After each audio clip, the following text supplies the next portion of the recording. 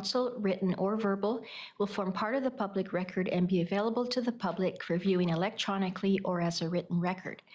Members of the public may access the meeting or participate in the following ways: attend council chambers in person. Individuals who wish to do so may register in advance of the meeting by contacting the corporate officer at corporateofficer@summerland.ca to ensure there's enough space in council chambers. You can watch the meeting live or recorded on the District of Summerland YouTube channel, youtube.com District of Summerland. Members of the public who wish to provide comment during the public comment opportunities found under items 8 and 15 are asked to register in advance by contacting the corporate officer at corporateofficer@summerland.ca with the following information: your name, civic address, and how you are participating, whether in person, by telephone, or by Zoom. Further details will be provided when you register. And finally, you can request to speak during the meeting if you have not registered in advance but wish to speak during the meeting at the public comment opportunities that can be afforded you, time permitting. After I have provided everyone who has pre-registered with an opportunity to comment, the floor will be open to those in council chambers and those on the conference line. Conference line can be accessed by dialing 778-907-2071 and entering meeting ID 506-489-9374 and passcode 485186. Any late items to introduce? All right, could I call for approval of the agenda, please? Councillor Van Elfen and Councillor Holmes, all in favor? Thank you. And February the 28th, regular evening council meeting minutes. Anything amiss there? Okay, could I ask someone to bring forward adoption of those? Councillor Patton, Councillor Barkle, thank you. All in favor? Great.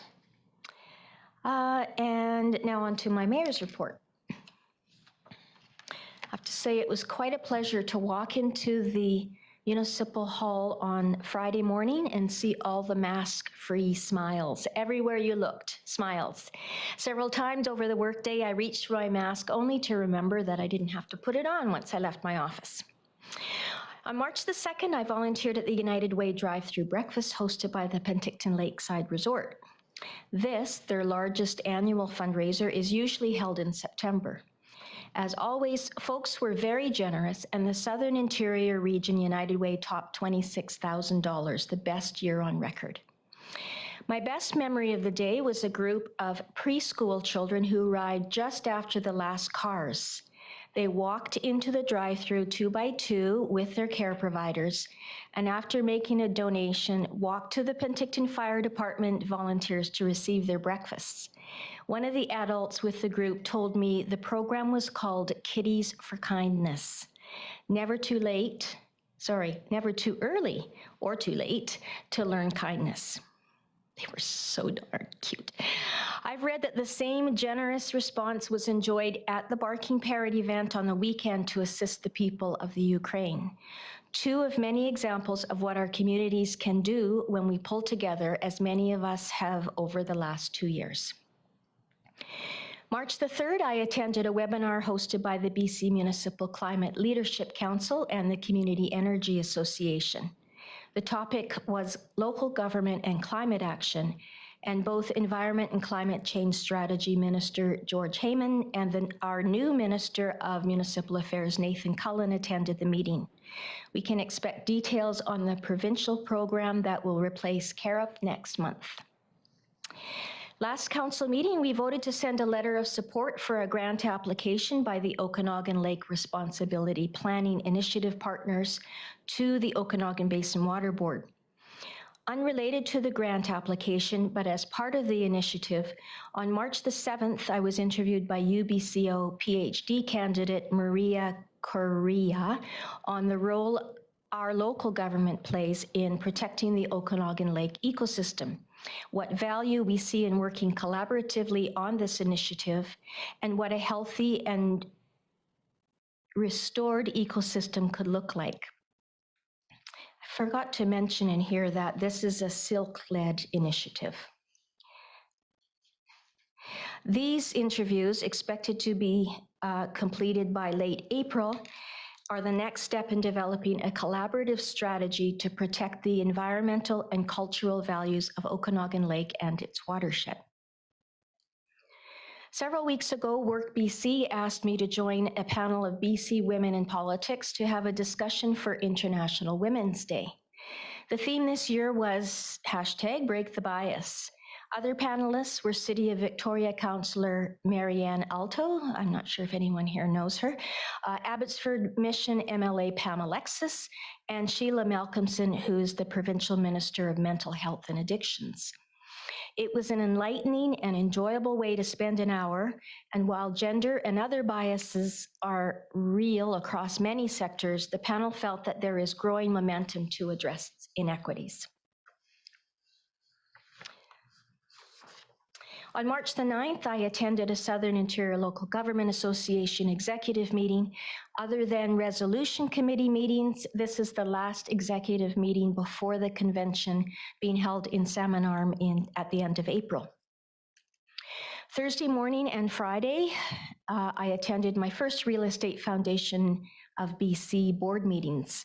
Thursday afternoon, March 11th, the CAO and I took part in a meeting with Minister Cullen and the Deputy Minister for the Ministry of Citizen Services.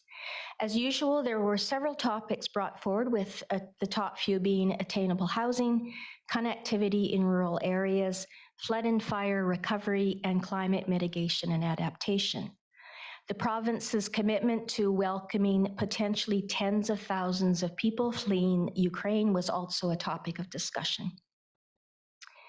And although she isn't here, I will be absent for the next series of council meetings on March the 28th, as I'm attending an in-person Climate Solutions Council meeting at the Coast. Thank you, Councillor Carlson, and happy birthday, Councillor Carlson, for stepping up to chair the meetings on my behalf. Thank you. CAO? Thank you, Your Worship. I'm pleased to report that we are already making good progress on our procurement efforts this year. The tender for the 4 new electric vehicles is closed, and within the next 3 or 4 months, we'll see these vehicles replacing the existing antiquated vehicles in our fleet to help our district's emissions reductions targets. The RFP for the solar and battery storage project is also posted about 1 month ahead of schedule. And also the same can be said for the tender to clean up the deadfall at the Eisentalk Dam Reservoir. Finally, I am pleased to report the bid to create our new organics facility is also posted, which should keep us on track for a fall completion of that project, with regular operations beginning in the first part of 2023 as planned. I wanted to make Council aware that due to supply chain issues and steel shortages, we continue to experience significant cost escalations and delays in materials and supplies such as steel and wire and transformers for our electrical utility. Staff recognize that these pressures stem from global conditions in these markets, but we are making further efforts to provide certainty for our needs and those of our customers. This includes engaging in longer-term contracts, keeping more inventory on hand, and providing estimates to customers that include some contingency to avoid price changes later. Several public comment opportunities are underway. The public response period for the Giants Head Road upgrades began today, and the survey on the Eco-Village concept plan is posted, as well as the public survey for the waterfront concept plan. More information on all these opportunities can be found on the district's website and Facebook page. Lastly, Council may have noticed that the roundabout on Rosedale and Jubilee was damaged last week. A semi-trailer accidentally hit the structure when navigating the turn. I am glad to say the company has stepped up and is working with us to see the structure fixed, which is estimated to be in the thousands of dollars in damage. And that's my report. Thank you. Thank you. Any questions for the CAO or myself? Councillor Van Elfen. Thank you, Madam Mayor. Question through to our CAO. Could you tell us what brand of EV will be coming to us? Yeah, I think I can. I believe it's Hyundai is the selected vendor. I don't know the specific model types, but Hyundai, I believe, is the one. Okay. Anybody wishing to comment? We have no registered members of the public, but we do have public in attendance. Marianne? Okay, thank you. So on to 9.1 development reports. Zoning bylaw amendment number 2022-009, a 2022 administrative update.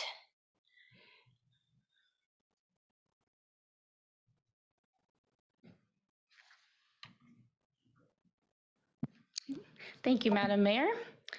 So the purpose of zoning amendment bylaw number 2022-009 is to make minor amendments to the zoning bylaw.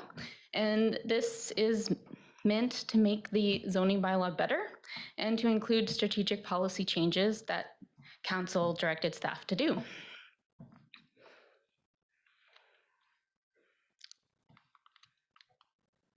And that's, oh. All right.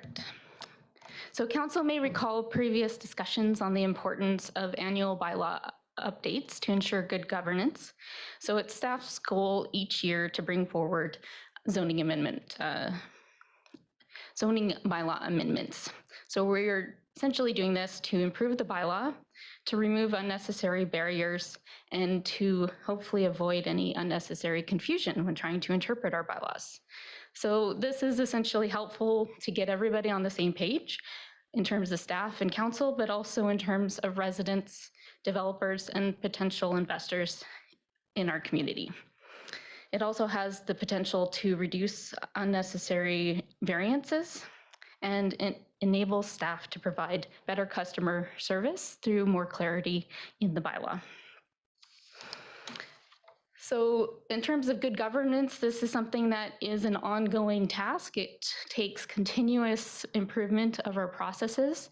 So we want our bylaws to stay current and relevant and to reflect Summerland's values.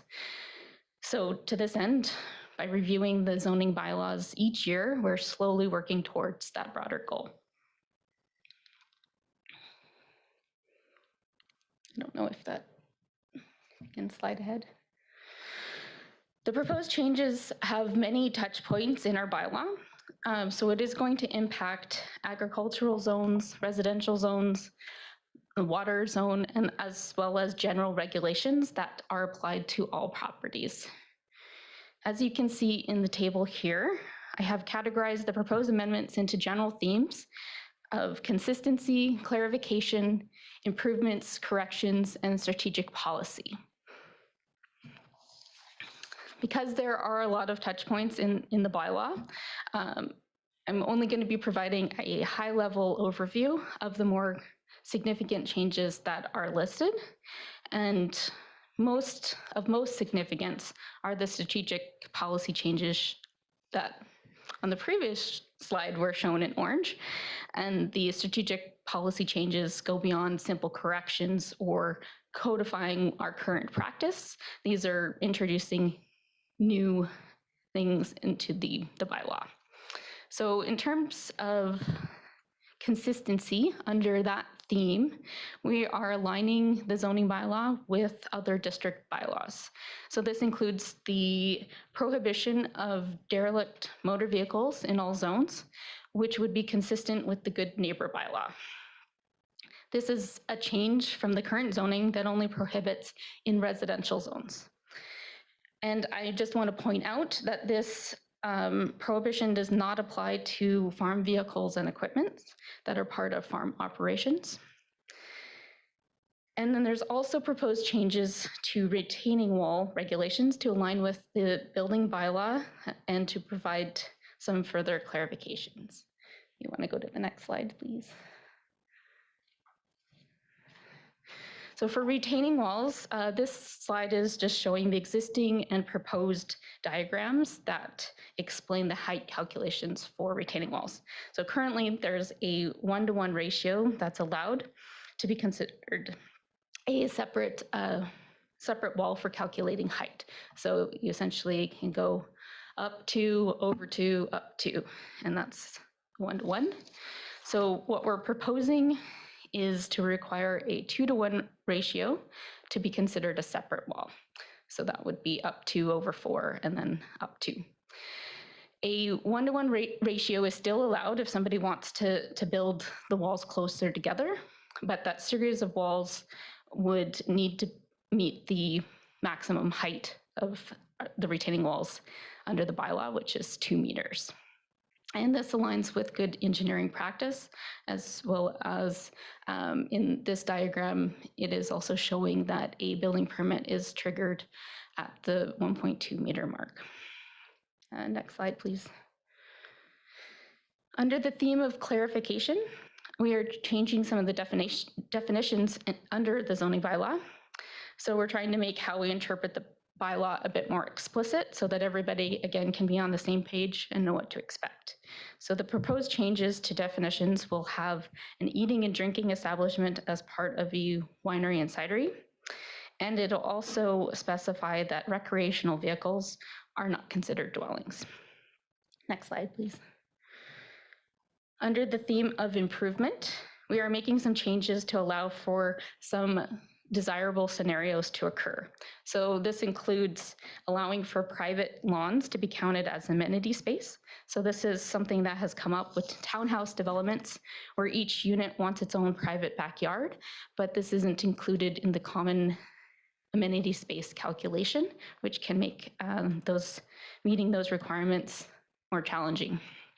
It also includes allowing for lot line adjustments that better a non-conforming situation when you have an undersized parcel. It also enables a simple change of use in the downtown to not trigger parking requirements. Next slide, please. Under the Under the theme of corrections, these are more kind of cleanup items, and there are quite a few that are really just kind of trying to tidy things up within the bylaw.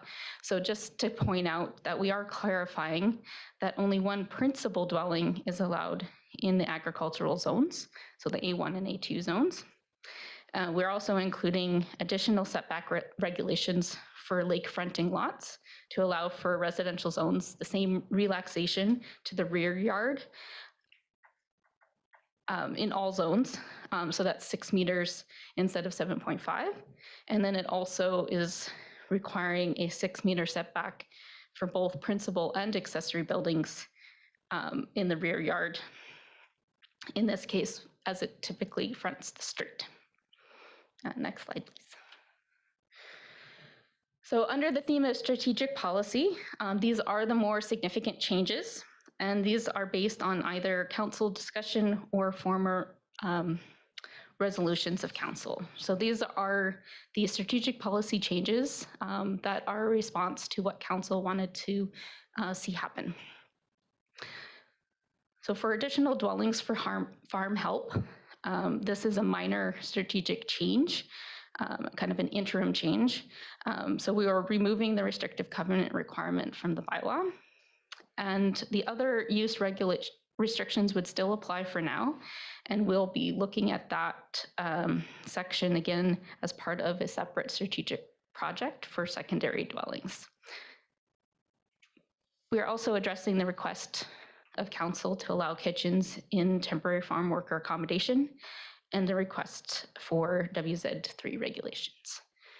So for temporary farm worker accommodation, council discussion was based on aligning what we do as a district with what was required to participate in the federal foreign workers program. So given this direction, we made allowances in the bylaw to have kitchens and common areas in temporary farm worker accommodation. But we did go a bit further to better align with that federal foreign workers program. So we went from an arable land requirement to one that's based on a farm unit. We removed the maximum bedroom size, which can be problematic for pre-manufactured buildings. We removed the requirement for a restrictive covenant, which is often a duplication of the ALC's process of these types of accommodations. And we also introduced some flexibility to siting. So you can site either in the farm home plate or outside of the farm home plate, depending on an agrologist report. Next slide, please. So moving on to the WZ3 zone regulation. So this is also an item that was requested by council. And just a reminder of where the WZ3 zone is located. It is our most intensive water use zone and mostly located within Lower Town, which is shown in the dark purple there. There are a couple of other areas along the lake that also are in the WZ3 zone, most notably Sunoka and Powell Beach. Next slide. So this amendment bylaw would introduce regulations in those areas for principal use marinas, docks, and wharfage facilities. So principal use facilities are only allowed in the WZ3 zone. And these changes would ensure that there is only one of those structures per upland lot, and it would introduce some basic siting regulations. So there would be a limit on how far a structure can extend into the lake. It would also keep the structure within the perpendicular property line limits. And it also has a provision when located close to a park or swim area where the boat approaches from, would be from the opposite side. And there's also some carry forward regulations from the WZ1 zone in terms of not blocking the foreshore and restricting roofs and overhead structures. Next slide, please. So we did receive some external agency comments. Of note, the Ministry of Agriculture suggested reviewing our definition of derelict motor vehicles to protect farm boneyards, as they called them. And we have modified that definition to make a farm vehicle exemption. We also received comments from FLNRO about how property line projections are made under the Land Act, and we have since changed the extension of the property line from being a direct extension, which is shown with that red line on the map there, to the orange lines, which is a perpendicular extension from the shoreline. Next slide, please. Okay, so this draft was also reviewed by the Development Process Improvement and Advisory Committee, and the focus of their discussion was on derelict vehicles and temporary farm worker accommodation.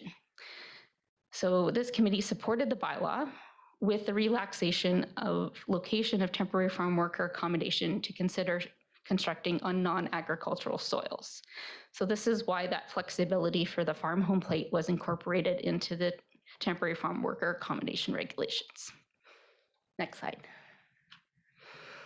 The Agriculture Advisory Committee also reviewed the bylaw and provided their support. They did note concerns about the derelict vehicle regulation and the need for having a farm vehicle exemption, which has since been incorporated into the bylaw. Next slide, please. The Advisory Planning Commission reviewed and supported the bylaw and provided similar comments about the derelict vehicles. And there was also a suggestion about editing the lot line adjustment exemption due to its length. So both of these items have been incorporated into the bylaw that you have before you today. Next slide. So in summary, the proposed zoning amendment bylaw is a district-wide amendment bylaw that touches upon agricultural, residential, general, and water zones. So it applies to all properties within the district with the aim of providing consistency, clarification, improvements, corrections, or strategic policy directions. This amendment bylaw is seen to be consistent with the official community plan and presents an opportunity for bylaw improvement that aligns with the overall goal of good governance. Next slide. As such, staff is recommending that the zoning amendment bylaw be read a first and second time and go for public hearing. Thank you, Madam Mayor. Thank you, Joanne. Questions, council? Councillor Barkwell.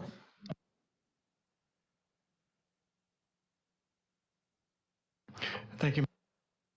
I have two questions, if I could, on very different topics. One was the urban chickens. What areas qualify to allow chickens and which ones don't then? Be the residential areas allow for urban agriculture. So in the animal control bylaw, you're essentially allowed 5 hens. Mm-hmm. So the zoning bylaw doesn't allow for poultry of any kind under the urban agriculture. So it would be anywhere where urban agriculture is allowed that we're basically aligning that with the animal control. It doesn't affect agricultural properties at all. No, my concern is with the residential areas. What areas allow urban agriculture and which areas don't? Like if someone right now on I don't know, the prior place or something had chickens, would they still be allowed chickens? Are you taking away the ability to have backyard chickens from some zones? Oh, okay. Just through the mayor to clarify, so this would be aligning with the animal control bylaw that a few years ago made allowances for backyard chickens, but it wasn't ever acknowledged in the zoning bylaw. So this is acknowledging that change. Okay, thank you. And Just before you go on, Brad, you had your hand up briefly. Did you want to add anything to that? Yeah, thank you, Your Worship. Just looking at the zoning bylaw online as we're talking, it looks like most of the allowance for urban agriculture is within the lower density zones. And I do want to point out too that we're not changing, like Joanna's already mentioned, we're not changing any of the proposed uses. All we are wanting to do is clarify the definition to align it with the backyard chicken animal control bylaw and make sure that those two bylaws are consistent. So none of the uses will change, but we want to clarify that definition. thank you. And I was interested in the provincial definition of where property lines should extend out into the lake, because that would influence a lot of docks and such. And I guess that's the preferred way to go from their experience all around the province and such. It seems to me that that could create a lot of more problems, but I don't have their wisdom, and I suppose we should conform with them. But I note on page 11, the zoning isn't drawn that way in Lower Town. Are we going to change anything to conform with that kind of principle? I'm looking at what's in front of the Racket Center.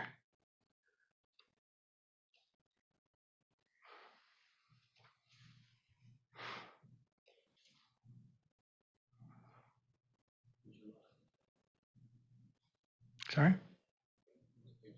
Oh, on the presentation slides.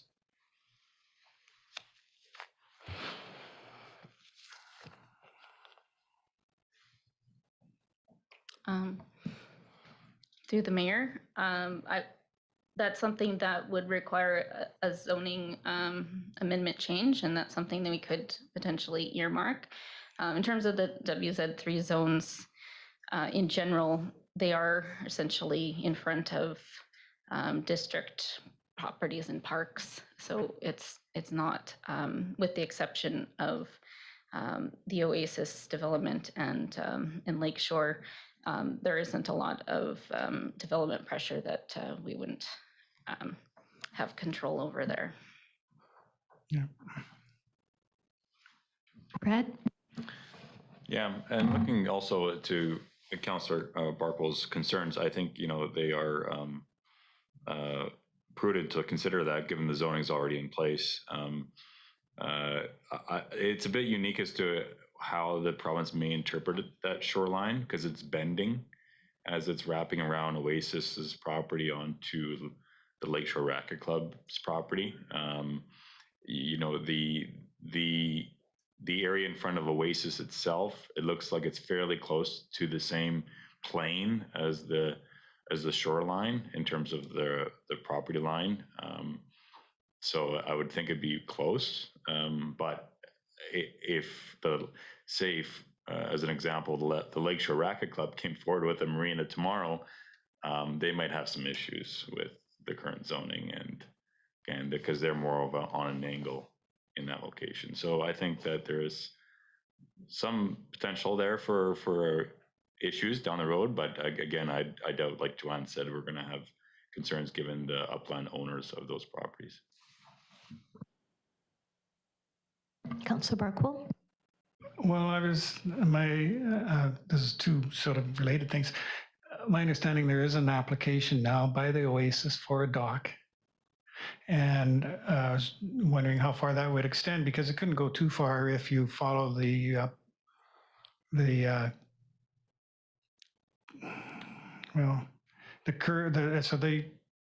I see you've kind of got it. It's really hard. I don't know. Maybe that's another discussion for another day. But on your regulations, I didn't hear you mention that there'd be setbacks required for the WZ3, like other zones have. That is correct. The siding would essentially be within the perpendicular extension of the shoreline within the boundaries of the property line extension, but there isn't any further setback within that identified. So for all the residential areas, you have to be like 3 meters from your property line, right? So shouldn't we have the same setback requirement for the WZ3 area?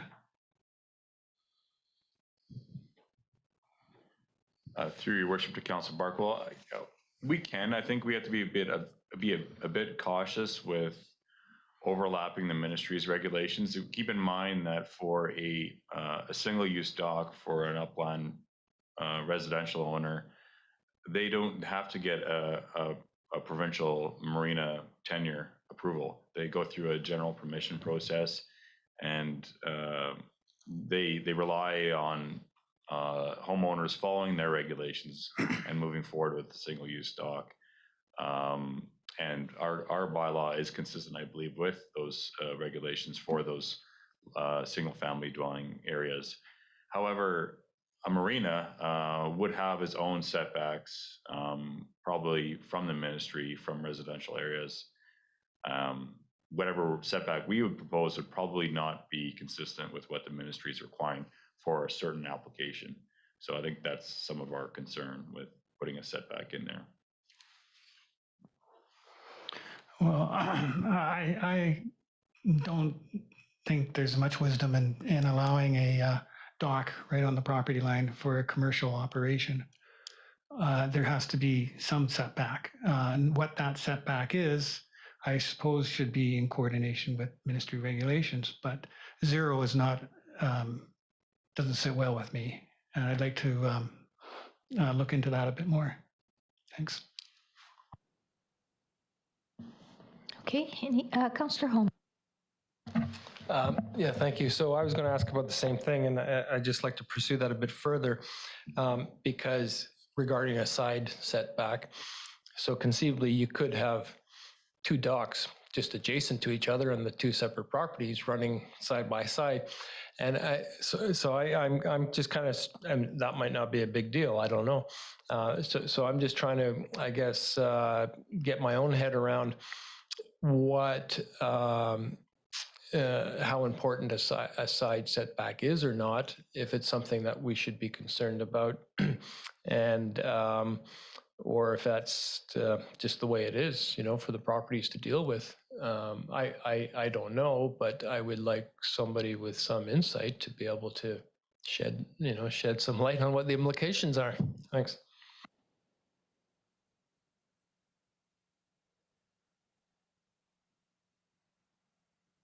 Thank you, Madam Mayor. Just a question from me to Brad.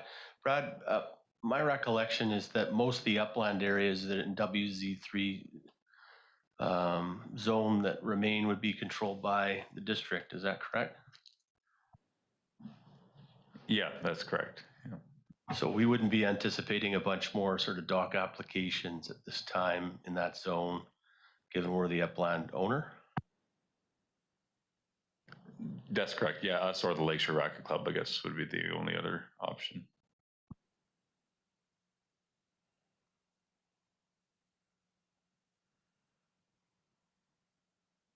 Are you, okay, good. Councillor, I'm just going to go to Councillor Patton first and then back to you, Councillor Barkwell. Thank you, Madam Mayor. I noticed that there are some changes to the RSD1I zone. You have it on page 2, and again on page 7 of your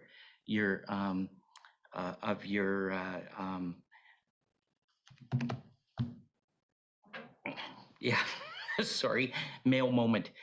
Your administrative, your 22 administrative updates.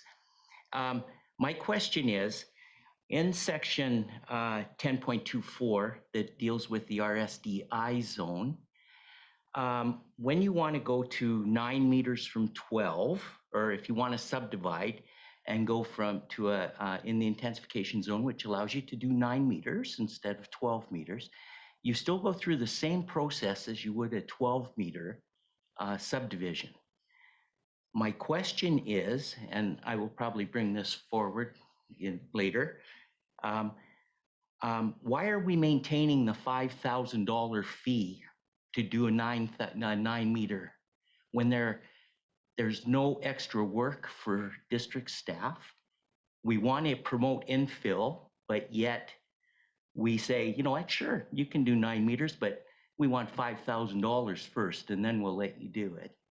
So I would like to see the RSDI zone where we may talk about removing that $5,000 fee.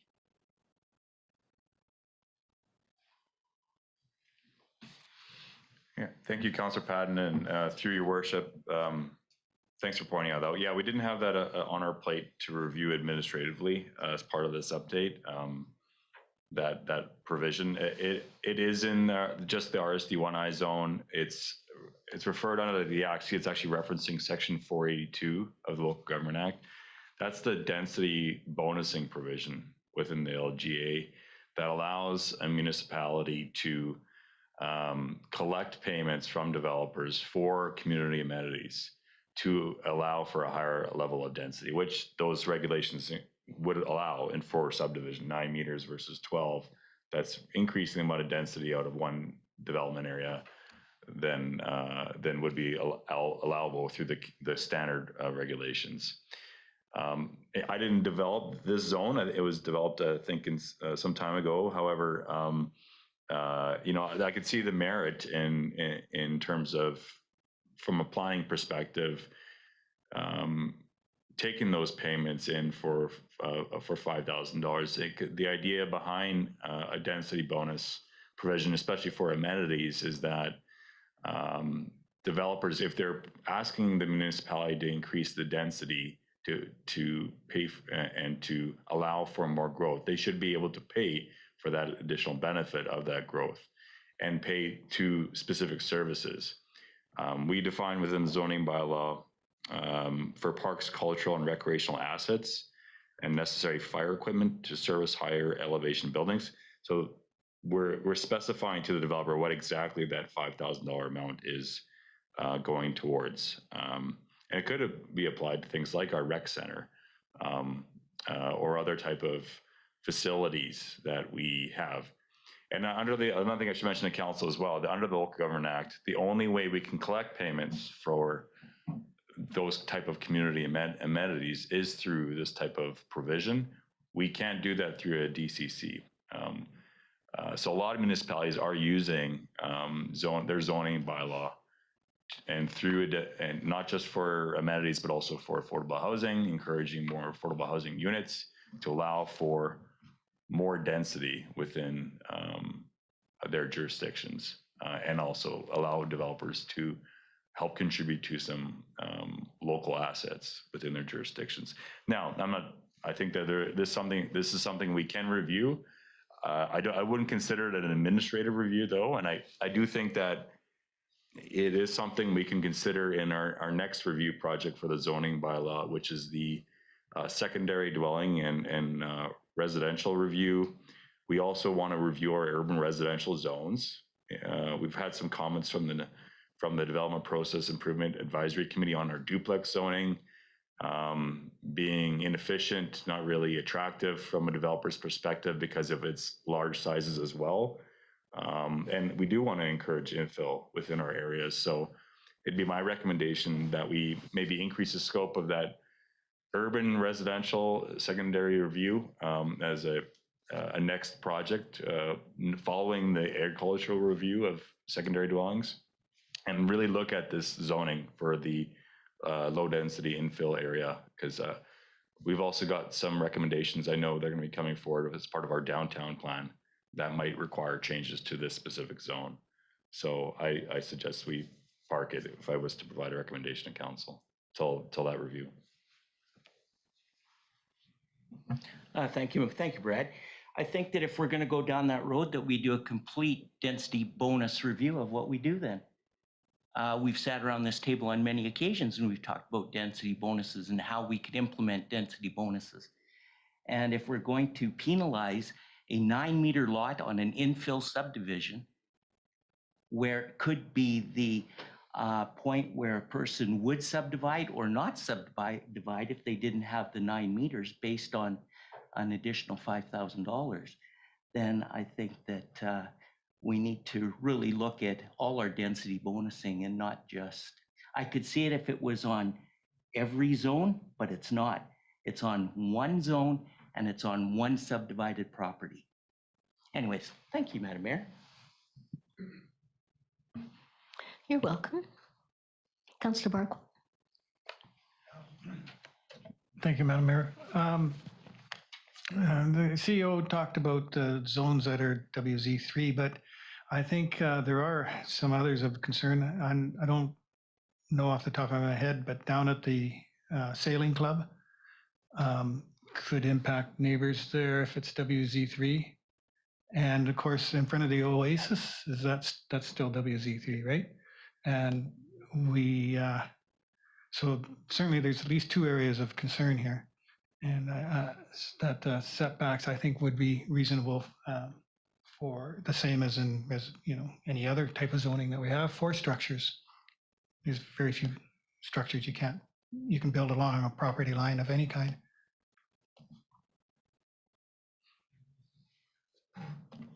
Just before I go to you, Councillor Van Elfen, could you clarify something for me, Brad? When we're talking about the zero clearance, I guess, from a property line for a dock, is that the responsibility of local government, or does the ministry have any guidelines for that? It's both. We have the ability to specify zoning criteria within our zone under the Local Government Act, and that's what allows us the ability to have zoning over top of the water. So we could. The council does have the option to include setbacks. What may prove difficult though is for a specific marina application. If we're talking in the intensive water use zone. The Kamloops division of Flynn Road would heavily review that application and could specify their own setbacks from adjacent property owners that may or may not line up with our zoning bylaw. It might be variable. It might not be a set guideline that they follow. I think it really depends on probably the context of the application they receive. I think, again, my recommendation is we wouldn't want to overlap their process. Yeah, I think we've already had some feedback from the ministry that have concerns with our current regulations because of it being potentially an overlap of their jurisdiction, which they see as it being theirs and not ours. But we think these are a prudent approach for at least our community. That's why we're proposing it for our council. Councillor Burkle?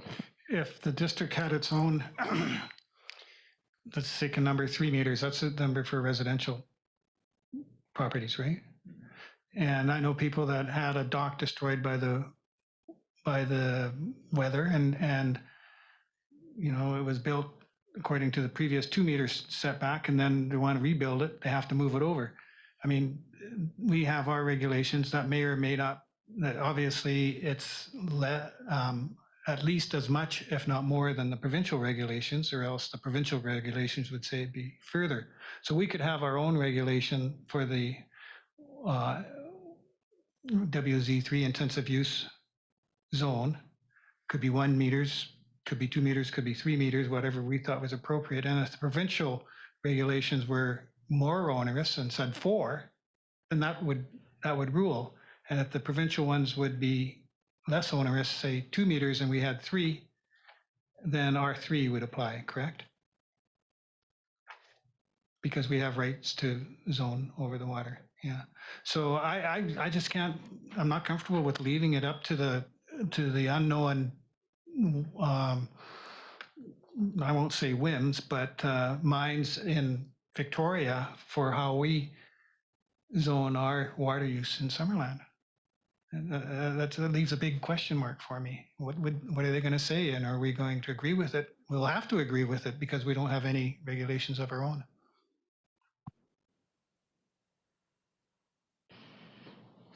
Graham? Thank you, Madam Mayor, and through to Councillor Barkwell. I wonder if, and maybe it's a Brad question too, but if there's a way to structure it to say, you know, and I don't have the exact wording in front of me, but you know, the district may or a setback of reasonable nature may be required in a given circumstance to give us the discretion to use one where it makes sense to us, but not to use one where it doesn't. And the only caution, I haven't seen the Oasis doc application, but you know, knowing the other zoning changes that have happened down there, if we start introducing setbacks, if what's going to happen is end up in a position where functionally, from an engineering or practical perspective, it's impossible to utilize a dock there. And you know, that might be the way the cookie crumbles, but if the intent is to make sure we don't bind ourselves in the future, maybe just allowing us in the zoning regulation to have the discretion to impose a setback where necessary would do the trick. Brad?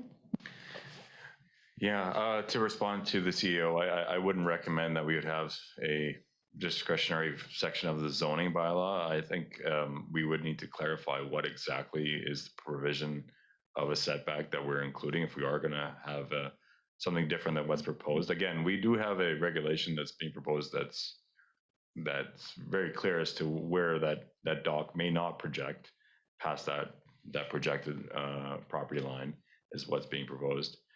I do want to point out, though, for the Oasis project itself, the reason why they've had to submit a development permit application is because the water in front of their parcel is included in the Lower Town Development Permit area. And through that development permit, council will have the ability to review the design of that dock and approve that dock in conformance with our official community plan and also the design guidelines that are included in it.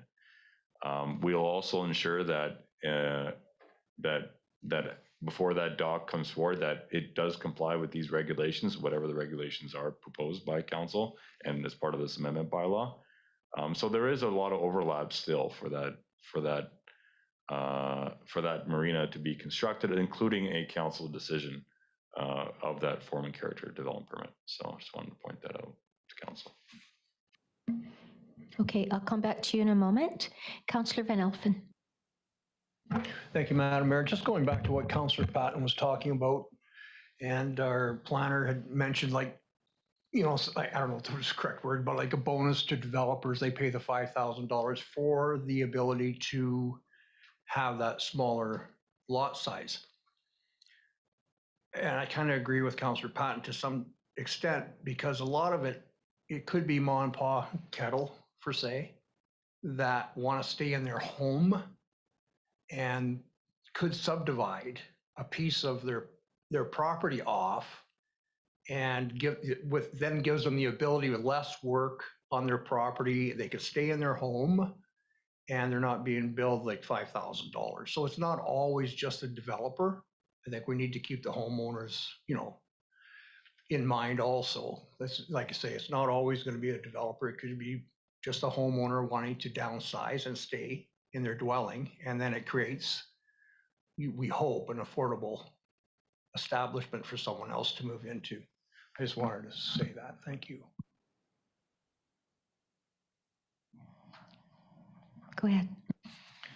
Yeah, I'm not too sure there was a question there, but thanks, Councillor Van Alphen. If I just to respond through your worship, I think like I said, I think this is more of a larger review than just administrative. It should include engagement with our committees again, if we're going to be looking at changes to this zone. I have heard from council tonight. I definitely think that this is something that is a priority, is a review of this specific zone. And as well, like I mentioned, we have recommendations as well from the development, the downtown neighborhood plan consultants we have for potential changes to this, which council will see as part of the downtown plan forthcoming in the next few months. So I do think we need to review it. I agree with both Councillor Patton and Councillor Van Alphen's comments. I think that it could be improved in many different ways, not just the density bonus area concern, and to encourage that infill to happen within our jurisdiction, because I think it's being underutilized right now, the way it's currently constructed.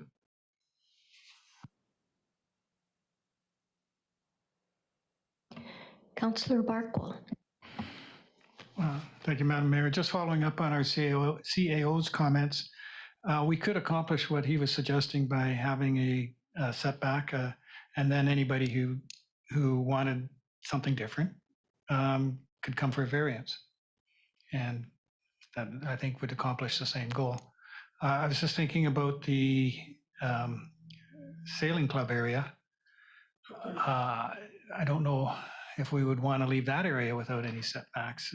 Somebody comes along and wants to build a dock and says, hey, we'll pay all your taxes and things to the sailing club, makes them a deal they can't refuse. It could be right along the property line for one of those neighbors. I don't know who those neighbors are, but is that in the development permit area? The sailing club? No, so we wouldn't even have that level of control. So I see a few areas of concern. Thank you. Councillor Holmes. Yeah, just a question. What is the side setback for WZ1? I just actually pulled that up while Councillor Barkwell was asking me. It's 5 meters, not 3 meters, to correct the councillor. So yeah, I kind of agree with Councillor Barkwell. There's, I think, an argument to be made to have some sort of consistency between zones, those zones. Maybe 5 is too much. I don't know.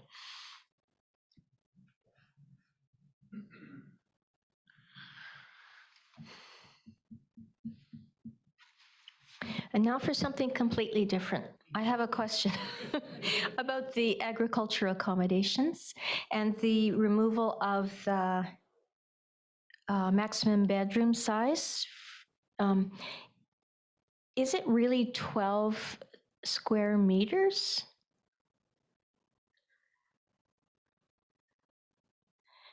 Is 12 square meters 1,500 square feet? What's 12 square meters?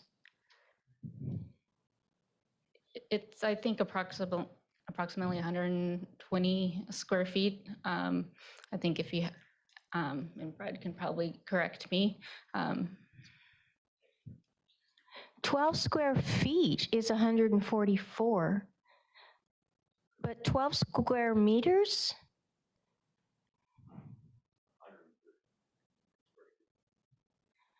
12 square meters is 130 square feet? No, I don't think so. Really? 12 square feet is 12 times 12, 144. How can 12 square meters be less than that?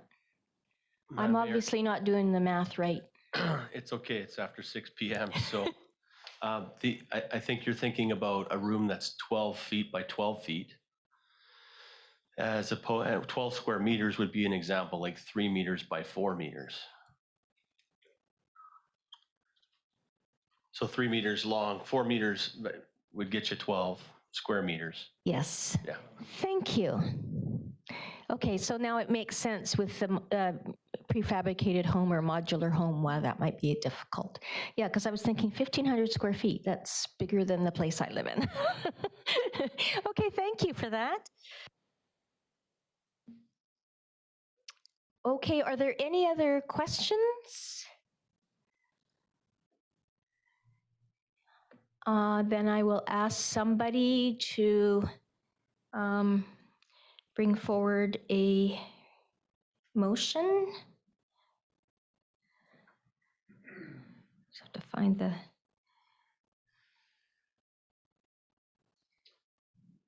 we go. Anyone? Councillor Patton. Thank you, Madam Mayor.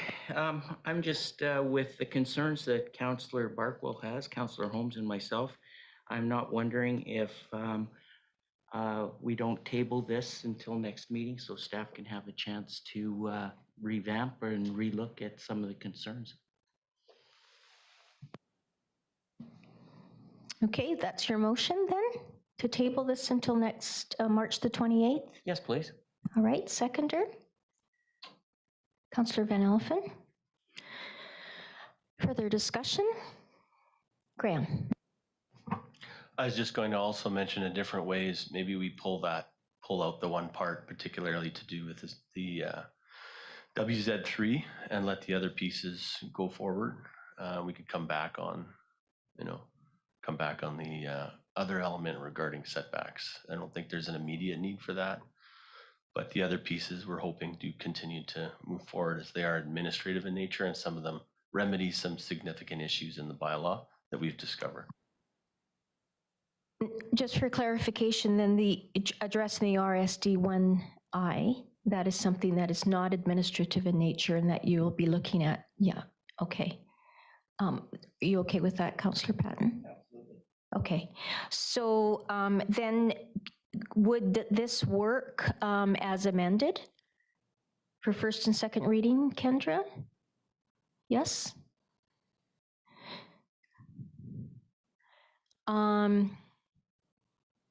Do we have to do as amended, vote on as amended? Okay, and so the as amended part would be to temporarily remove the zoning piece, the water WZ3 piece? Okay. So is Councillor Holmes, are you, no? You have a question? Okay. So if we take that approach, will the revisions for the water zoning still come back to us next meeting, or does that just mean it sits on the back burner indefinitely? Yeah, my intent would be to come back quickly with those. Like, I think the work's been done. We've got some good direction from council and thinking on what a different approach to this might be. So I don't think it needs to sort of languish, but it would just, avoid any delay on the pieces that council seemed to largely agree with today. Just a different suggestion, that's all. And so the public hearing is 4 weeks from now anyways. Does that still give you time, or should that be pushed back to the 25th?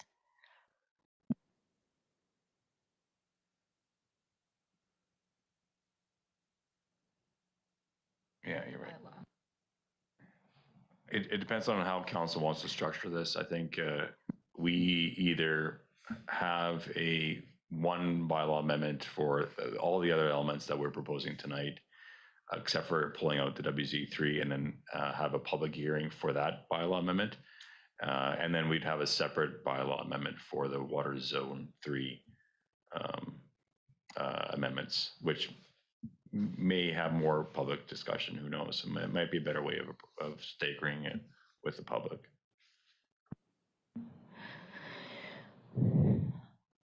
Okay.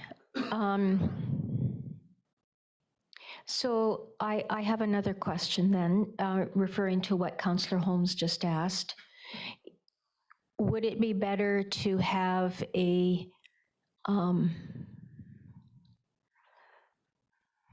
let's see, I guess my question's for Kendra. I'm wondering if it might be better to have the amended bylaw, but to have something in the motion, or maybe a separate motion, to speak about the, I guess, referral back to staff and a timeline when that might come forward again?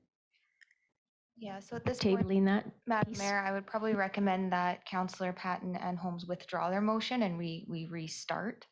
And then that'll be reflected in the minutes. And then we could have a motion that reads that it can be, that the zoning bylaw be read a first and second time as amended to remove the section for the W3Z zone. And then we can have the following motion say, and that the public hearing be held. And we can say, and further, that staff be directed to bring forward a report on WZ3 regulations at the time proposed by council. So I would recommend the withdraw and then start over with a new motion. Okay, so do we have to withdraw both the amended? Did we actually get the amended piece on the floor? I don't think we did. Okay, so Councillor Patton, does he have to make a motion to withdraw that? No. So are you're willing to withdraw that motion?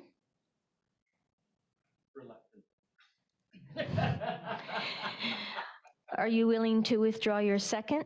Oh, Councillor, I thought you seconded, yes. Okay. Okay, so we're starting all over again. Kendra, could I have you read that again, please? Oh.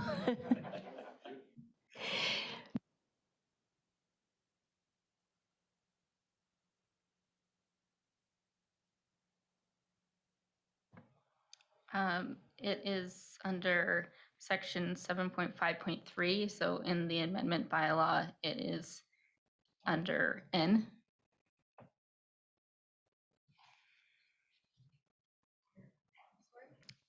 N.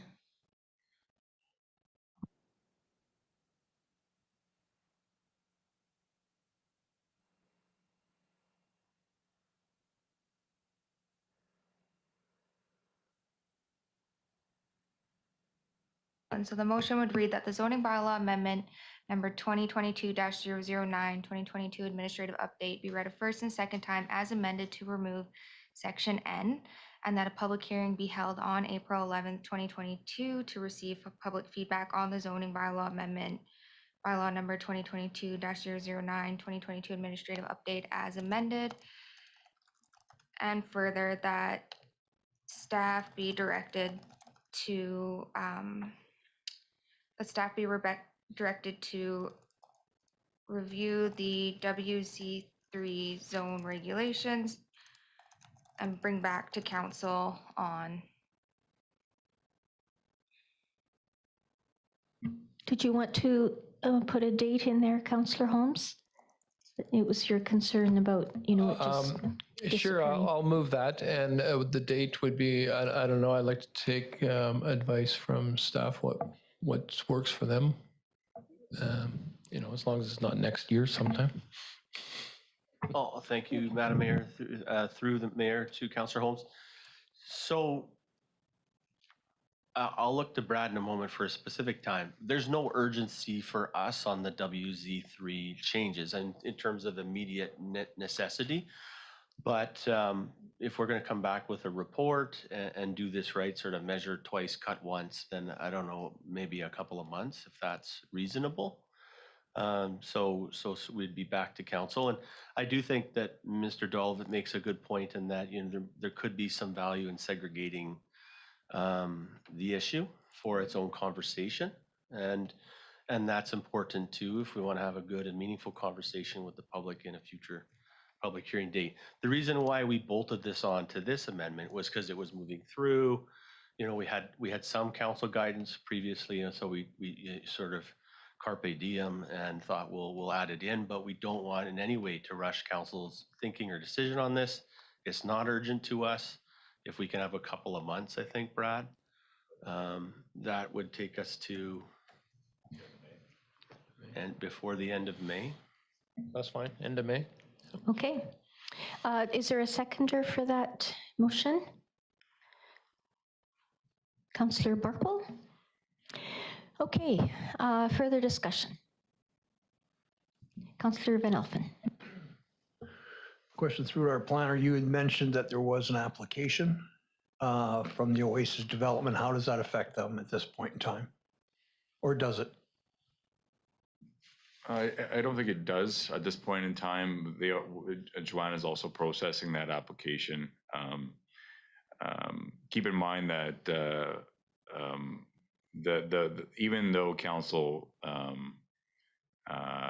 has this proposed bylaw amendment on the floor and considering right now, and also the WZ3 regulations in the future, I believe the non-conforming rights start upon application. I'd have to check the LGA on that. So there may not be an ability to stop something with our regulations, even though they've applied already with whatever council is proposing. If that makes sense. But again, council will see that application come forward. Thank you, Madam Mayor. Just to follow up, and just a comment. I appreciate what you just said because I hate seeing the goalposts move midstream. You know, if we're, you know, it's once we have an application on the table and then we start changing things along the way, I just don't feel it's fair to developers. Thank you. Councillor Barkwell. Yeah, when we first started talking about this and we changed the zoning in front of the Rackets Club, I raised the concern about this at that time, which is why this is with this bundle of changes now. I'm glad staff remembered and included it. And but we were told at the time, oh, you know, no urgency here. Okay, when's a good reasonable time to include it? So, you know, I don't like the idea when we're publicly considering something and then somebody else, then people rush into I don't know, an application. I guess my question is though, which comes first, our consideration as a development permit or the provincial application approval process?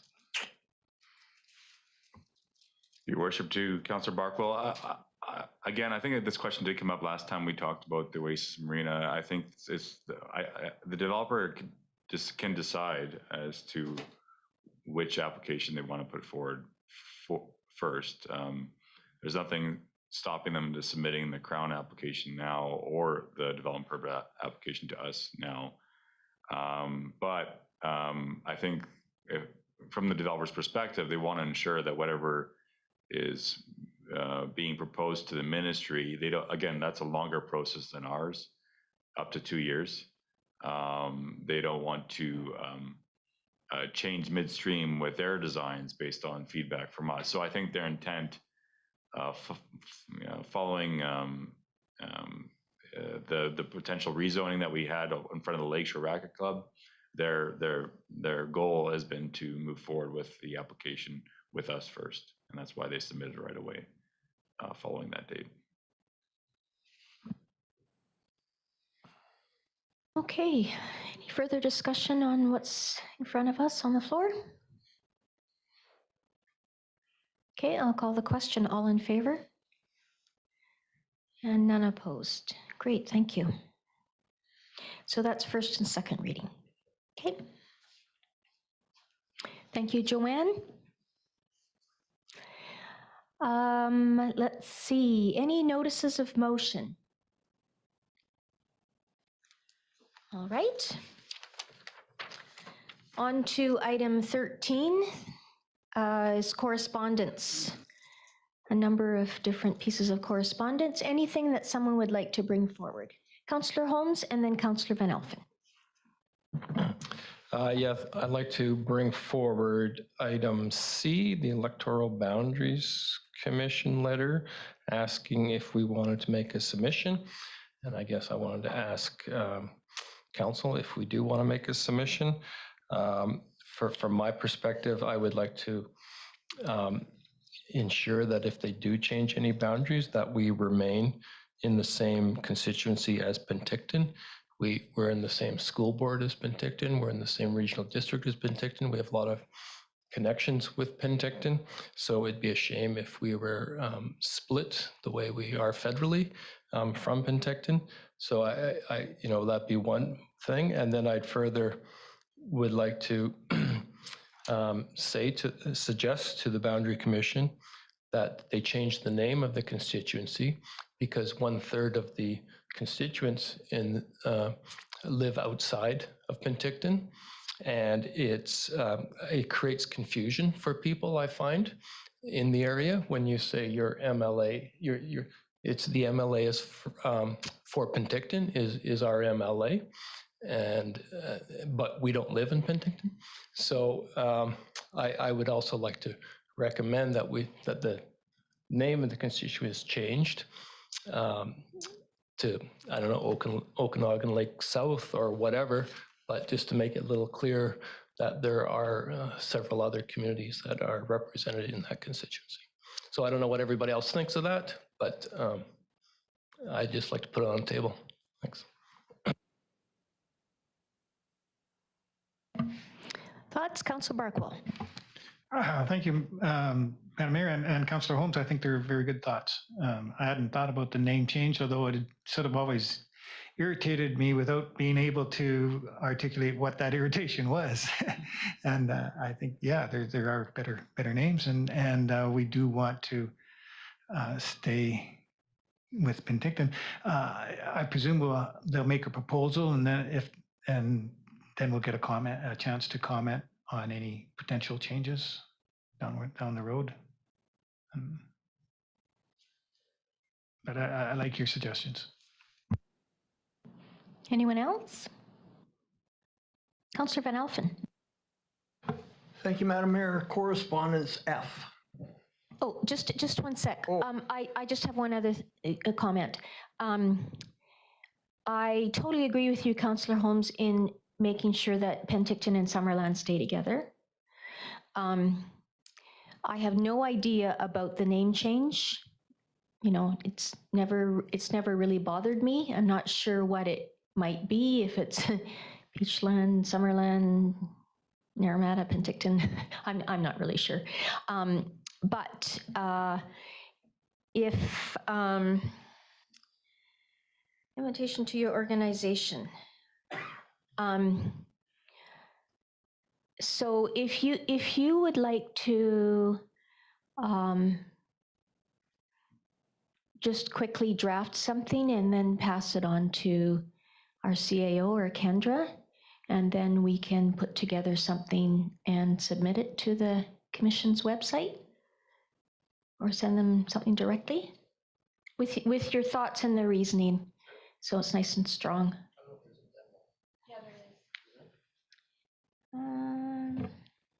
May 31st.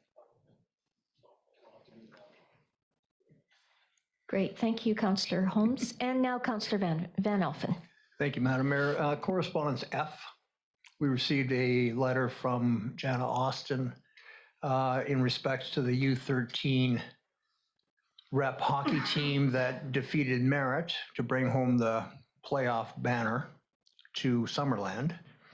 And that gave them the privilege to represent Summerland in the provincials in Mission, British Columbia. The team is now actively out fundraising to help them pay for their costs.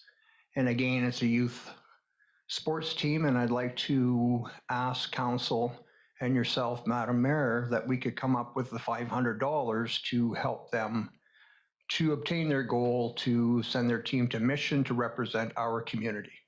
Thank you.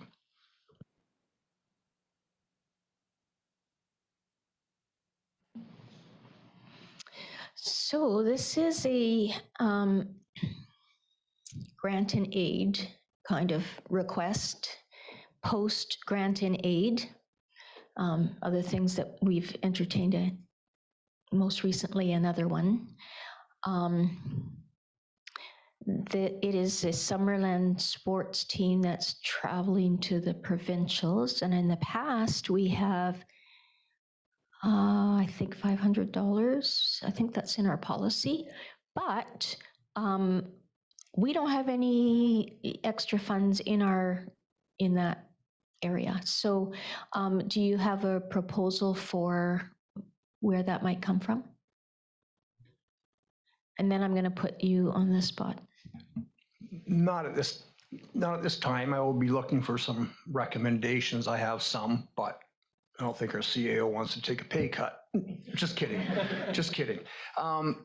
Unfortunately, and I hope the next council will identify this when we're going through grants and aids, because there's a deadline for grants and aids. But that doesn't include these sports teams that are finishing up their season, winning the playoffs, and then going to another community to represent our community. So they couldn't meet the deadline. They didn't know if they're going to win or not. So it's really unfortunate. But I know in the past, we have given out $500 to sports teams that are going abroad to represent our community. And I think it's really important because it's youth sports. These young people, if you have ever had the opportunity, and I know you will be having that opportunity very soon at the provincials, it is, and I mean, Councillor Holmes has been through it for many, many years, to watch these young people come into an arena in their suits and ties to represent their community. And these provincials, it's like grand opening ceremonies and national anthems and best sportsmanship and all these things. I mean, it's a real feather in their cap, and knowing that we're supporting them is huge to them too. So there is other areas I'm hoping our CAO might be able to help us out, but there's the, we haven't used it for 2 years, is the council travel expenditure account. We haven't gone anywhere for 2 years. UBCMs or anything like that. So there should be an accumulative amount of money in there, I would imagine. Or if anyone else has any suggestions, I am open. Well, again, I think I said this at the last meeting. I appreciate your passion, Councillor Van Elfen. And I'm sure all of us around the table understand how terrific it is that these kids can represent Summerland outside of Summerland, pursuing something that they love to do. I know in years past, I think probably last term even, we often had, I don't know, maybe it was $1,000 to $1,500 kind of left over for exactly these instances. We haven't done that in the last couple of years. So that's kind of a non-starter, that particular one. But now I'm going to ask CAO Stat if he has any ideas. Thank you, Your Worship, and through to council. Of course, I don't have my wingman here tonight, Mr. Dave Svetlichny, but I have an idea what he'd probably say. So there is a grants and aid policy. Council utilizes that to guide decision-making in this regard. There is a deadline associated with that policy for submission of applications. The budget allocation was fully allocated, 56,000 and change. I can't remember the exact number. So as has been indicated, there's no money in that account for grants and aid. That being said, it is a policy of council, and I'm a vessel in which the fruits of council's deliberations are poured. And so if council were to direct us to find $500 for this group, I think what we'd probably do is look to another travel budget just for the sake of keeping it associated with travel, which is the purpose. The council travel budget is one place we could look because we did fully restore that budget for this coming year. So that is an option, but I would want to consult with Mr. Svetlichny exactly where we would take those funds. And of course, the obvious caution, which probably doesn't need restating, but I'll do so anyway. There is the strong possibility that others will come forward also with similar requests that will be hard to differentiate value or necessity, but we can certainly find $500 if council directs us to do so. Councillor Patton and Councillor Traynor and Councillor Barkle. Thank you, Madam Mayor. I love Councillor Van Elpen's passion. I'm going to be the devil's advocate because you better look one up for the basketball team that's going also to provincials that are looking for money. So, unfortunately, I hate to be, I brought this up the last council meeting, is if we open up that barn door, it's going to happen. And again, and I have 4 kids. It's not that I don't like kids. I have 4 of them. But at some point, we have to know where the line is. Thank you. Councillor Traynor? When we go to UBCM, you can sleep in a tent.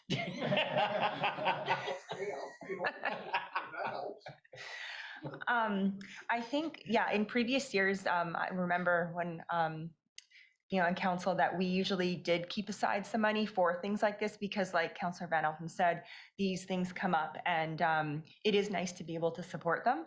And I think because of COVID, we just haven't been thinking about it because sports teams haven't done anything for 2 years.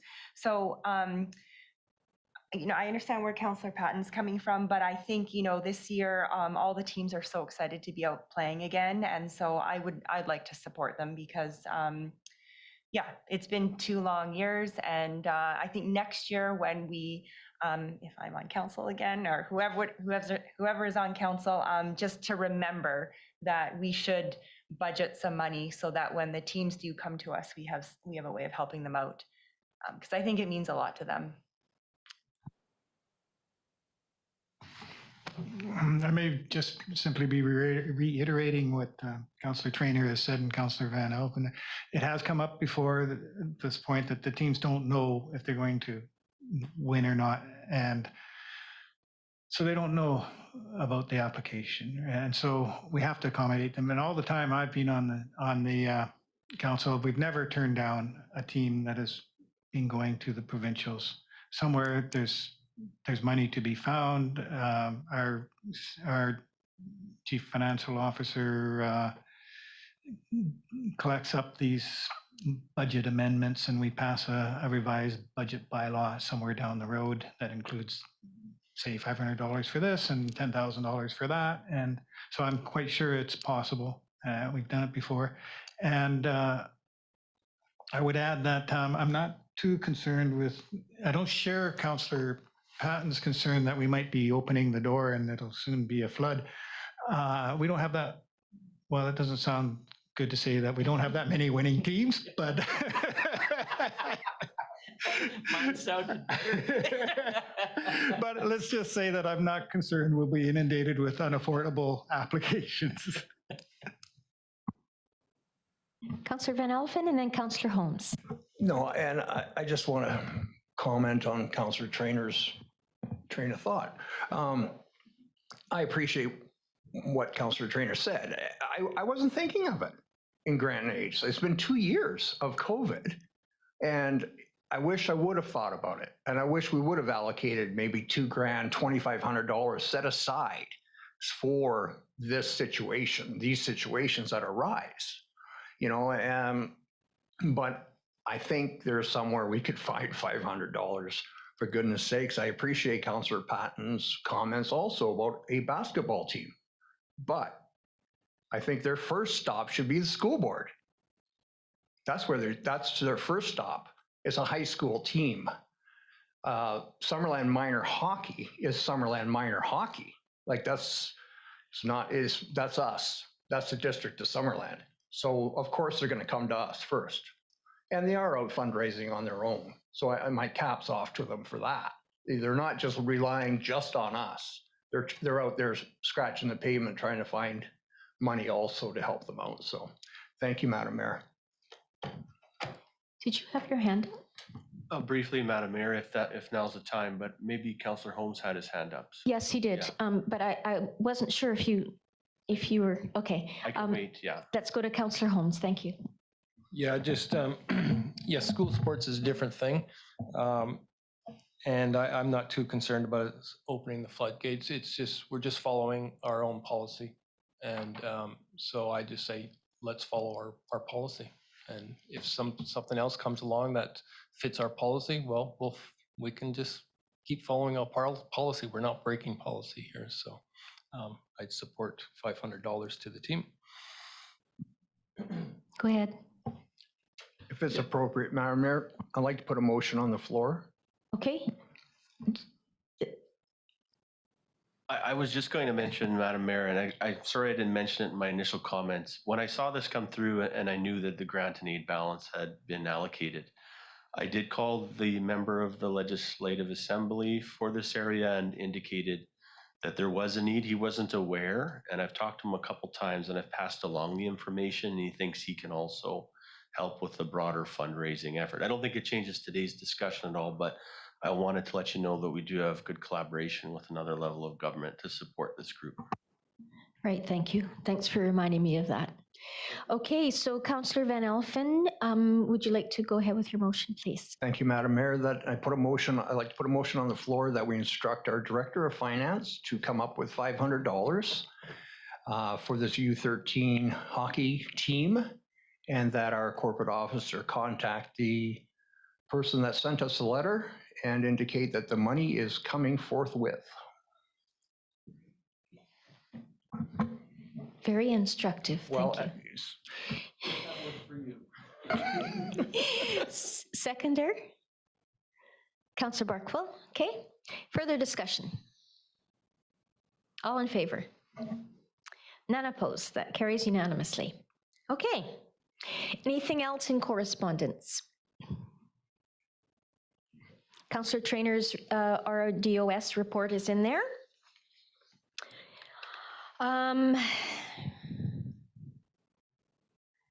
Could I ask someone to bring forward to receive correspondence for information? Thank you, Councillor Van Elfen, Councillor Patton, all in favor?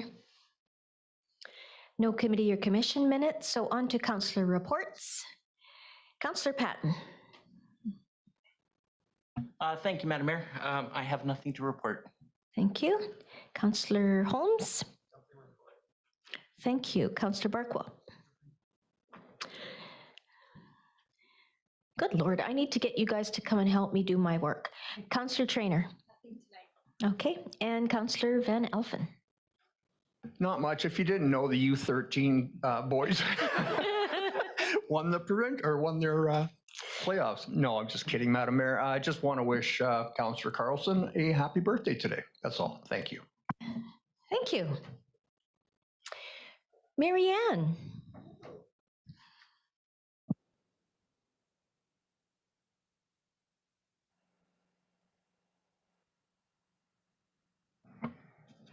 Okay, 2 or 3 housekeeping items first for the benefit of the corporate officer and Graham Stott. I sat through the council meetings. Just if I could just interrupt you. We all know who you are, but if you could, yes, and your address, McDonald, please. 6505 McDonald Place, Summerland. So in the housekeeping items for the CAO and the corporate officer, I'd like to point out that I sat through the meeting when the fellow or the developer was here to present the Oasis development. And at that point, he emphatically said that there would be no dock or marina put out in front of it, just so that you know. The second one is through the chair to Councillor Barkwell. Can you just, I wanted to make sure I was correct that 12 meters square versus 12 square meters are different. Is that correct? Yes? You're the mathematician. Would I be right? 12 meters squared versus 12 square meters. Is there a difference? Okay. That's the other one. Okay, just wanting to clarify that. Okay, so I have 2 or 3 questions. The first one is, I believe I'm correct when I say that council has 1 employee, and that is the CAO, correct? Yes, okay. And the CAO's job is to carry out council directives, manage the staff, and day-to-day operations of the municipality. Is that also correct? Okay. Second question I have for you. He does other things too. Oh, but I know. yes, that's right. But generally, okay. Okay, so the second question is, am I also correct that a bylaw is required to be in place before staff or council can act? Is that correct? Have I got that right?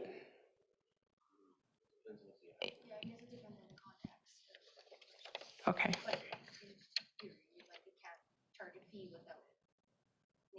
Could I ask you to use your mic, especially when you're turned away from us?